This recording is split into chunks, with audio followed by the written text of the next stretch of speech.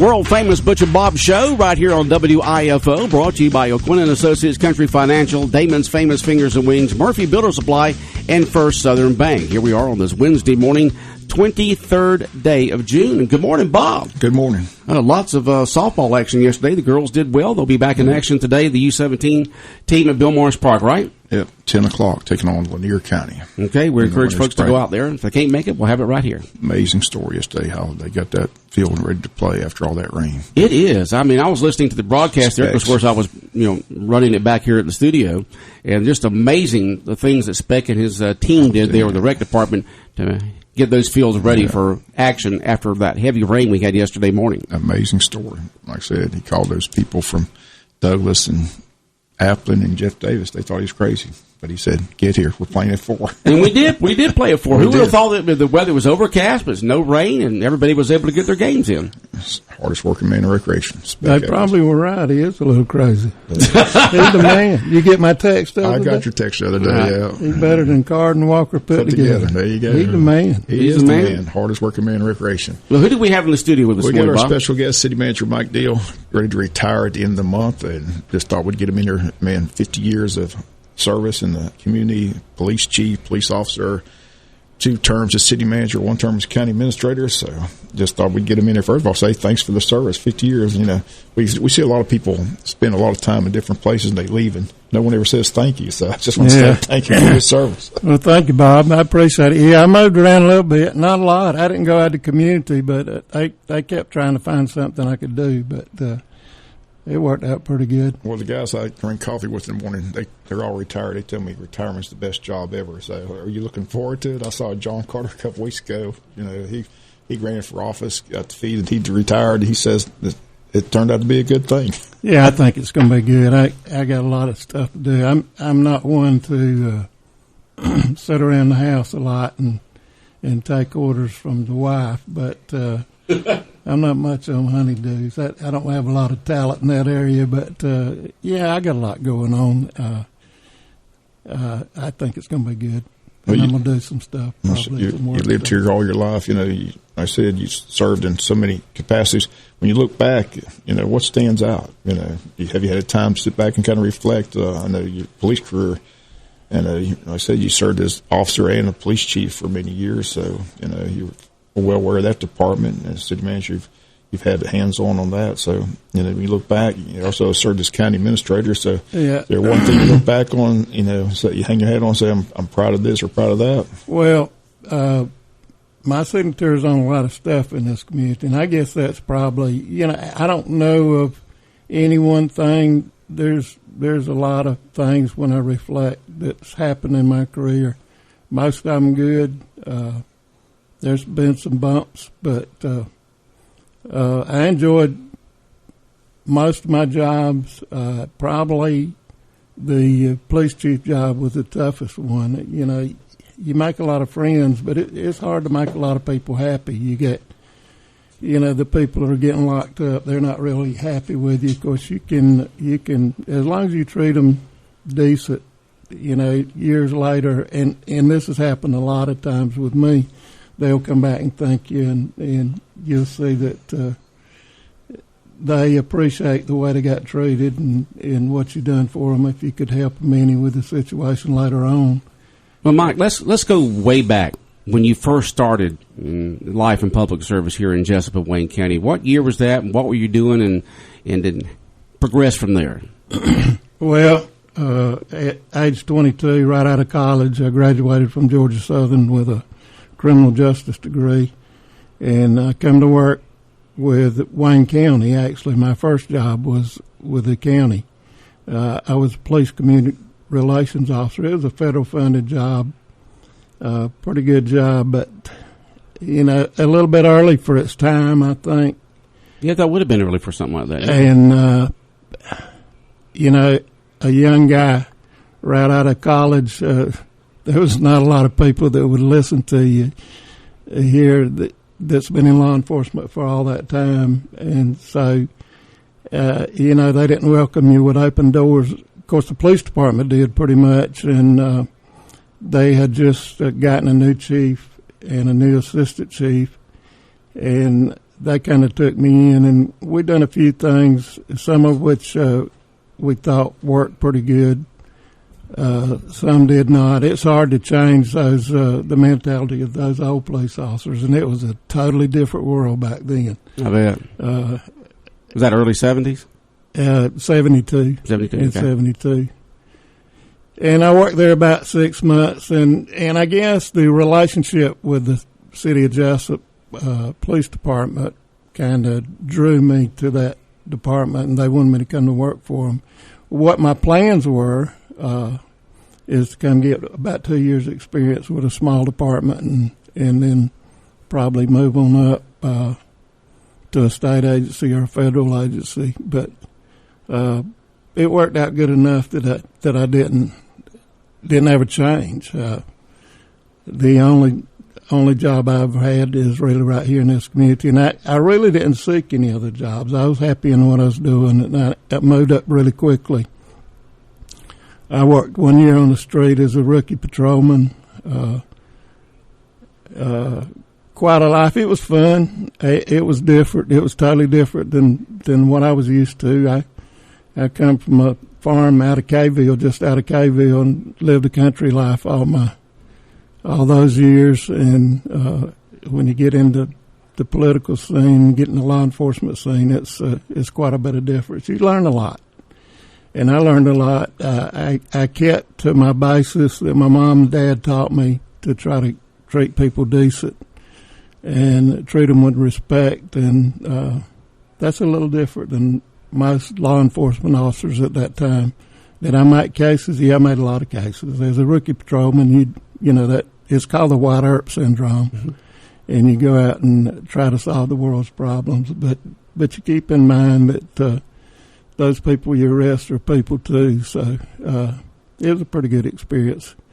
The assistant chief at the time and the chief come to me after about a year and wanted me to go into the detective division, and I chose that route, and I worked in that division probably 10 or 11 years, and had a pretty good career. When I look back, I remember in 11 years, I remember only one case that I lost at trial. Of course, very few cases went to trial. You know, if you got a pretty good case on them, you got confessions or whatever. It's a little bit different in today's world, Bob, and you see that all the time. They're always throwing out those confessions for one reason or other. But worked with a really good partner, Johnny Schumann. Johnny's dead now. He passed away a few years ago. We had a great relationship, and Johnny and I worked really good together. Good cop, bad cop, and I think you can figure out who was what there. But Johnny took on that role really good, and we had some. I guess our biggest cases were the soldier case over in Fort Stewart, where we ended up getting convictions twice on those guys, and they finally ended up dying in the electric chair. So, and you know, reflecting back, and I've thought about it many times, I know those guys are guilty, and I don't have any problems with their fate, but you know, that's pretty tough, taking a guy's life like that, and I don't regret anything, but you know, we sent, at the time, I think there was 36 people that had been put to death since it was redone in the Georgia electric chair, and Johnny and I had 2 of them. So there's quite a few people from Wayne County, and you remember Glenn Thomas at the time. Glenn was real tough on those kind of cases, did a great job. John Johnson was also working with us. So we're in the 80s at this time. Do what? And we're in the 1980s at this time, right?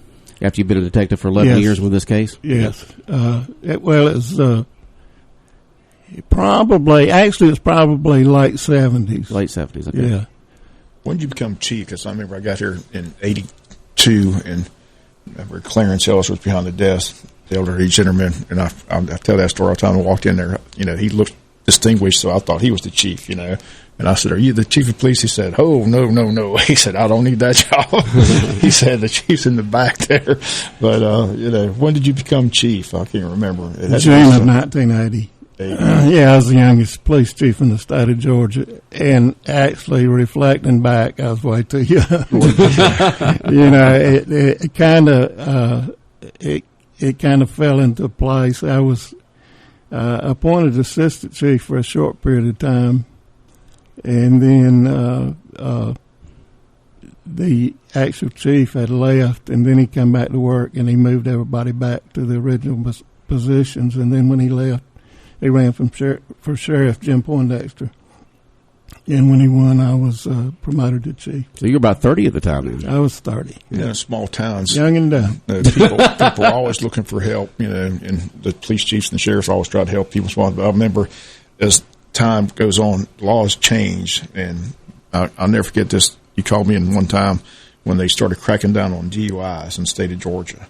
I mean, they made it real. I mean, where nobody was getting help anywhere. And I remember you tell me, you say, "Look, if you shoot somebody, I might be able to help you. If you get DUI, I can't help you." That's about right. And it changed. That's what he told me that day. He said, "Look here, they're cracking down. Don't go." And I'm sure that was a good change. When, like you say, when you get a case where somebody gets shot or beat up real bad or whatever, you think it's a little bit worse than a DUI, but it's not treated that way in the court system. Right. It's tough. There's cracked down. But like I said, you helped a lot of people. Like I said, you mentioned Johnny Schumann. A lot of people passed away. Jack Knowles was a good friend of yours in the department. I mean, you've seen a lot of people that are no longer here. A lot of friends, a lot of friendships over the years. Yeah, you get those old pictures, and you just blank out the ones that are gone. It's pretty tough. And you mentioned Clarence Ellis. Clarence was a near and dear friend, and I don't know if it was you, Bob, that come in office that day that a guy had run from him. He was looking through the files over trying to find his address. No, that wasn't me. Yeah, we got City Manager Mike Dillon this morning. He's retiring next week on the June 30th, and he's our special guest this morning talking about his career here in Jessup and Wayne County. So when did you leave law enforcement, and where did you go? Did you go straight to city then, or? That's a pretty good story, too. I was, 94. I believe it was June of 94. The city manager left, and they were looking somebody. It was kind of a quick issue, which it is a lot of times with city managers. Was that Mike Alderman that left? It was Mike Alderman. That's what I thought, yeah. And he left, and they had no one to fill in the spot. And Jerry McDaniel was mayor at the time, and I remember this just like it was yesterday. He came to me, he says, "We want you to fill in up at City Hall for a period of time." He says, "We don't want you to be city manager. We want you to just fill in for part-time. You can't apply." So I said, "Okay, that's good. If I can help, I'll be glad to help." And it worked out really good, and after about 2 or 3 months, he came back to me. He said, "Hey, won't you apply for this job? You're doing a pretty good job." So I know the area. I know the politics. I know the people. I know the politicians. So it did. It's been a good career. The life of a city manager in a town this size is probably about 3 years usually. So. It's been good. Well, you had 2 stints as city manager. Like I said, you went city manager, and then all of a sudden you got lured to the county. What year was that? Yeah, I retired with the city, and I had to, actually, we overcome that issue. At the end of my 35 years where I could retire and draw my retirement, I was going to contract back with the city, and the retirement system says, no, you got to leave for a certain period of time. Well, we got that worked out some way. I don't remember exactly what it was about, but the commissioners wanted me to stay, and I had to. It was time to put up or shut up. I had to draw my retirement, or I would be working for basically nothing. So we got that worked out. I come back on contract and worked for a couple of years. And the county recruited me to be county administrator, and I worked 5.5 years as county administrator. What year did you start as county administrator? You remember? Right off the bat? 2006. Okay. So you were from 6 to 10?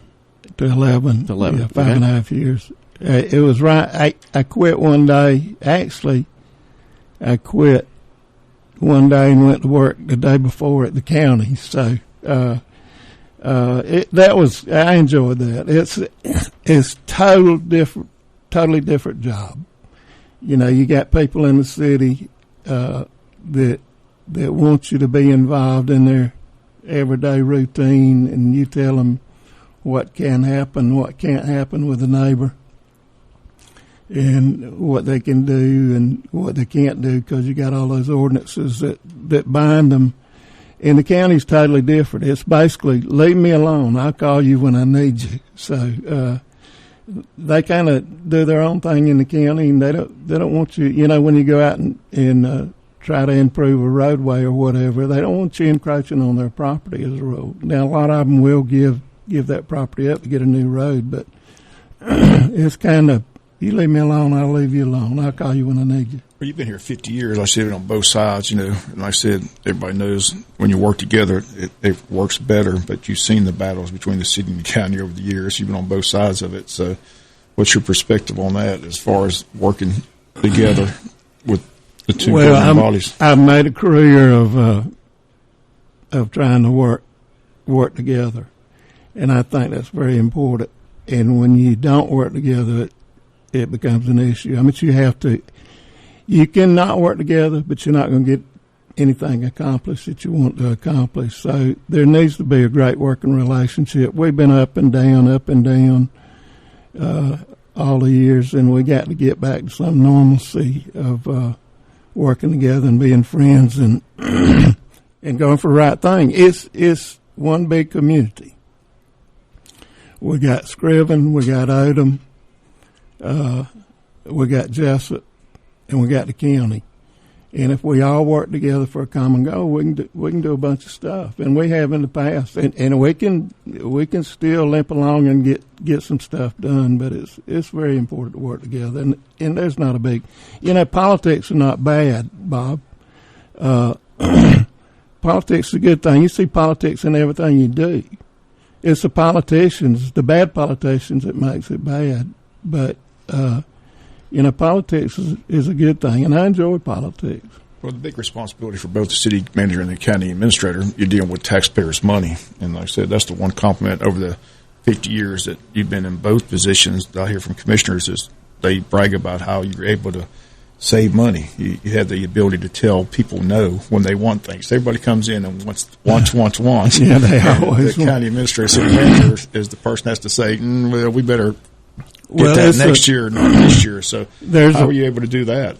It's a fine line between doing the things you need to do and progressing as a community and having a vision out front to know what this community needs and what it don't need. And you know, I made some mistakes. We've made some mistakes in planning and vision and everything, but they're very few. And you learn by making those mistakes, and you try not to do it. You know, that's what history's all about. You try not to repeat the mistakes you made in the past, and you go forward and make good decisions. And you got to be able to say no. You know, if you're doing a project for the community, it's only affecting 10 people, then the other 30,000 or 29,990 don't need to be paying for that project. You need to find a different way to pay for it.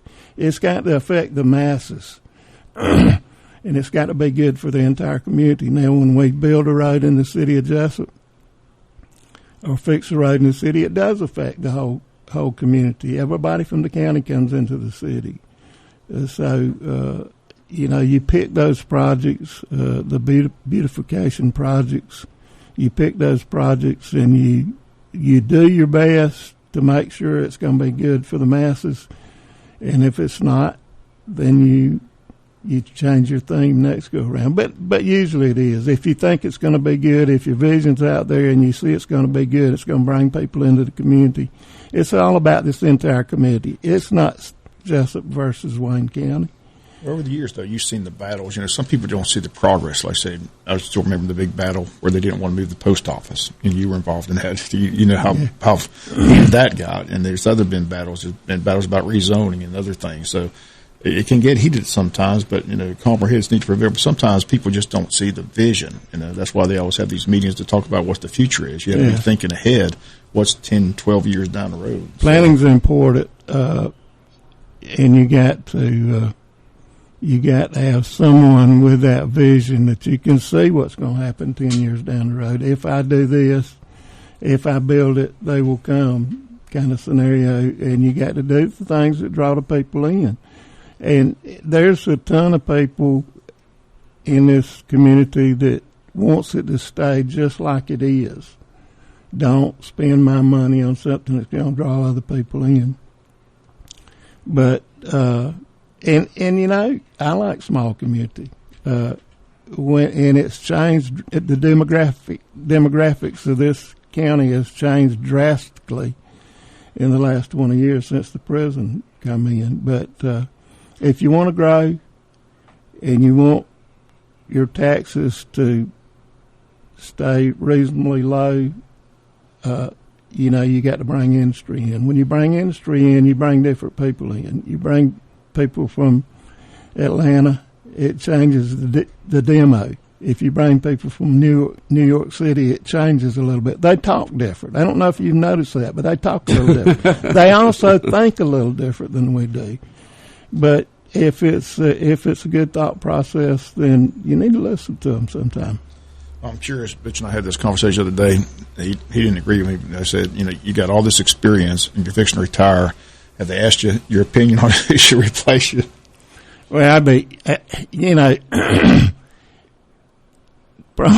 probably not. I would be happy to work with them, and you got to when the old is going out, you can use him. I'm talking about me. They could use me to help them if they knew I had the right attitude. If I'm trying to bring somebody in, and this happens a lot of time, if I'm trying to bring somebody in that's going to be not so good just to make myself look good, then they don't need to. And they got to balance that. I'm not like that. I don't care. Life is good for me. God's good to me. I've been lucky in this job. I've kept it. I've been on the fence a few times, but you know that, Bob. I mean, you've seen you could probably write a book, but it's been good all in all. And I still care about this community. I want to do some work in my next life for this community. I know a lot of things that we can do. Will it happen? I don't know.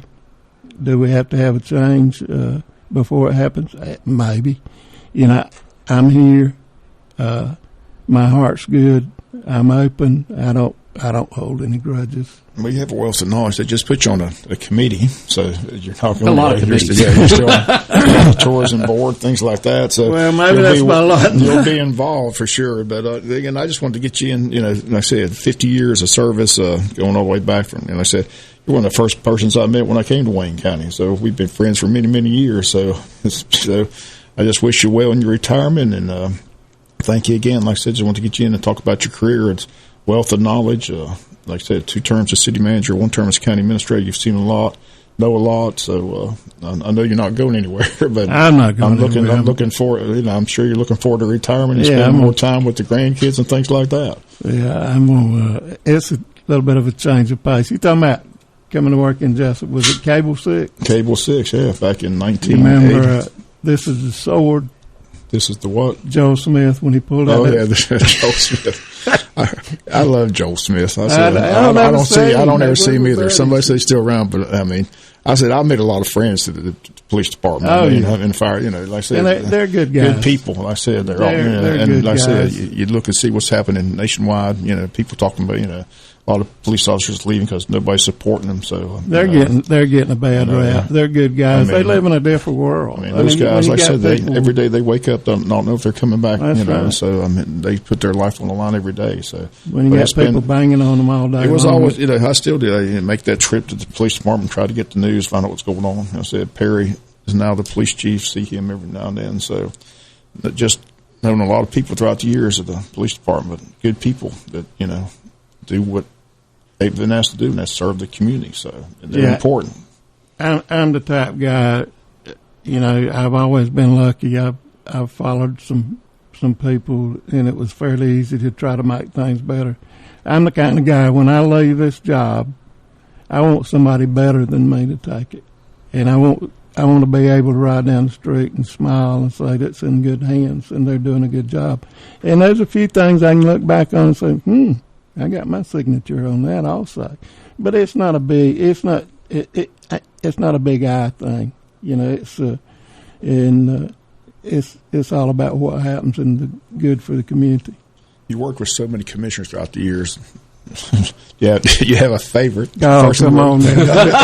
Yeah, you promised me you wasn't going to throw me under. I do. I have a bunch of favorites. I mean, you work with so many over the years. And you look back and you think, you got to work with those people, and there's always that constant battle, like I said, because they all want their, everybody always wants something. Well, I think that, and are we going over? Yeah, just a little bit.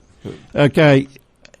You always think of the guys that looked out for you, and we'll start with the older ones, and I'm going to make somebody mad because I'm sure I'll miss some names, but you get people like Clint Madry.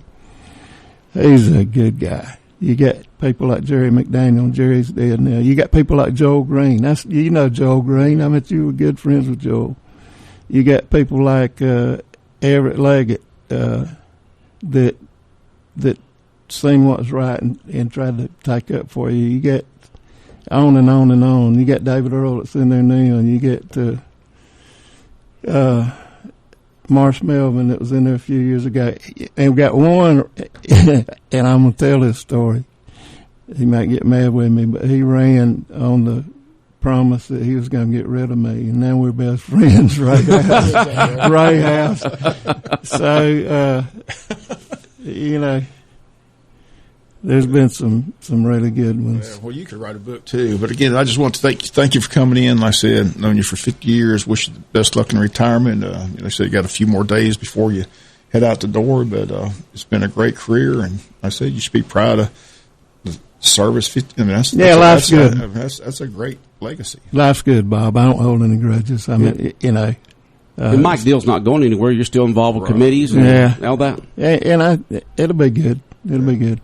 Okay, again, appreciate you coming in, and thank you, Bob. About the best. Thank you for all your support in the past. All right, thank you. Mike Dill, city manager, retiring next week. Our special guest here on the world famous Butch and Bob Show, which has been brought to you by Country Financial, Sean O'Quinn, Damon's Famous Fingers and Wings, Murphy Builder Supply, and First Southern Bank.